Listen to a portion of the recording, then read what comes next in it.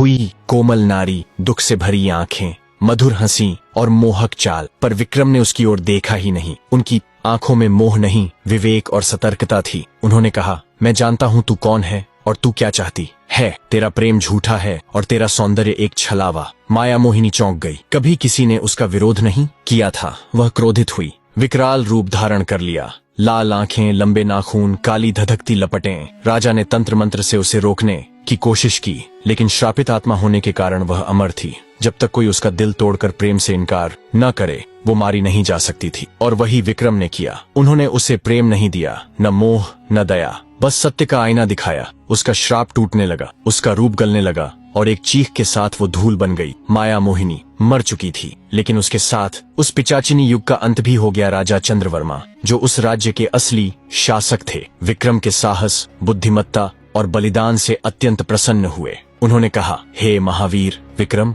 आपने हमारे राज्य को उस पिचाचिनी के आतंक से मुक्त कर दिया। जो कार्य हमारे अपने वीर सेनापति न कर सके, वह आपने अकेले कर दिखाया। मैं आपकी क्या सेवा कर सकता हूँ? मुझे कुछ नहीं चाहिए, बस वह मोती दीजिए जो आपकी राजकोष की सबसे रहस्यमयी वस्तु मानी जाती है। राजा विक्रम का तीसरा रहस्य। राजकुमार को शेर से बचाकर मोती लाना पर्ण नगरी से लगभग 20 कोस दूर, जहां तक नजर जाए अंधेरा ही अंधेरा। इतना घना आरण्यक प्रदेश की भास्कर देव की किरणों को भी धरती तक पहुंचने में परिश्रम करना पड़े। हिंसक जीवों और विष वृक्षों से भरा क्षेत्र, जहाँ मार्ग पर हर दूसरे तीसरे वृक्ष पर विष वृक्ष लिपटे हुए दिखाई पड़ जाते थे। ऐसे ही एक वृक्ष के नीचे राजकुमार शील ने अपने धनुष बाण लिए आसन जमाते हुए ध्यानस्थ अवस्था में प्रवेश किया। राजकुमार शौर्यवीर, किंतु अभी बाल्य अवस्था में ही बाल्यत्व वर्षों की सीमाएं लांघ चुका था। माथे पर तिलक, कंधे तक काले घुंघराले बाल, बलिष्ठ भुजाएं तथा चौड़ा सीना, सिर से पांव तक राजसी वेशभूषा और मुख पर फैला हुए तेज ऐसा लगता था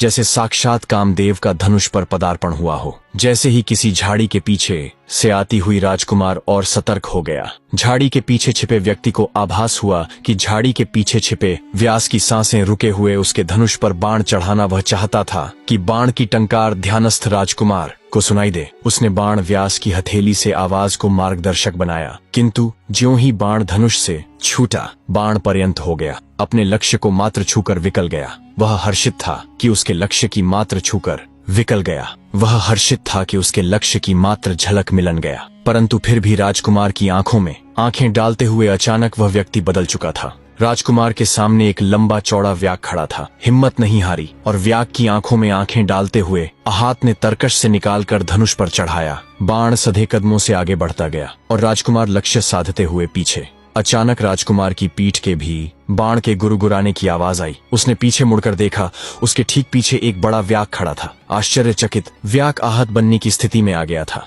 दोनों व्याघ्र आक्रामक करने की मुद्रा में आगे बढ़ रहे थे और बीच में सिर्फ एक युवक था, राजकुमार। उसे अपने समग्र साधारण मृत्यु सुनिश्चित देने वालों में किसी भी एक व्याघ्र का सामना करते हुए दूसरा व्याघ्र द्वारा मृत्यु सुनिश्चित थी। किसी भी एक ओर चलाने से दूसरे व्याघ्र द्वारा मृत्यु सुनिश्चित थी। दोनों बाणों ने राजकुमार को आहार बनाने हेतु अपना धनुष खींचा था। उनके हाथ कांप रहे थे। राजकुमार के हाथ से धनुष छूट गया, जैसे भयातुर होते हैं। अज्ञात मृत्यु की निकटता राजकुमार की दृष्टि को धुंधला कर गई। जैसे ही दोनों व्याघ्र बाण छोड़ने ही वाले थे, आहत से एक बाण आकर व्याघ्र के ठीक बीच में आकर खड़ा हो गया। राजकुमार के पास अपनी रक्षा के लिए धनुष था, परंतु उसका निशाना चूक गया। शेर ने आगे बढ़ते हुए जब झपट्टा मारा, उसी क्षण वक्त पर वहां पहुंच गए। राजा विक्रम ने शेर पर सीधा प्रहार किया। तलवार शेर की आंखों के बीच उतर गई। एक तेज गर्जना के साथ शेर धूल में समा गया। उसके साथ ही पूरे वन का अंधकार छंट गया।